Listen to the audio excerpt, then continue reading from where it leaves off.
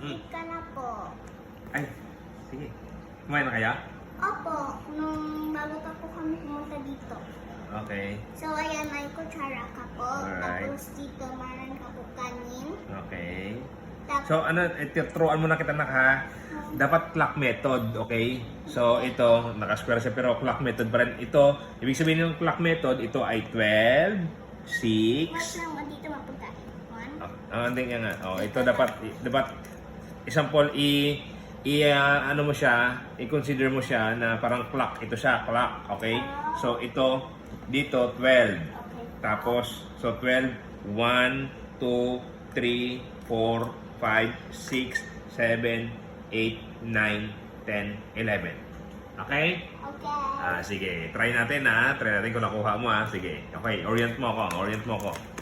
Okay po. Sige. So, dito po, no, 12. 12. Okay. Wala na naman. Ano to? Wala naman. Walang laman. Sige. Yung may laman lang. Sample ito. Ito. Ito, 12. Hindi 12 yan. Ano to? Kami. 7. 7. 7. Itong 6. 6 is that. Isda. Tapos Ayan po. 11. 11 ang palaya. Ang palaya.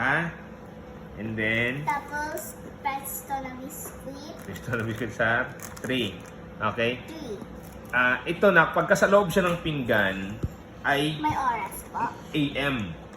AM. Pagka sa labas naman ay PM. O ito, ano to? Pansit.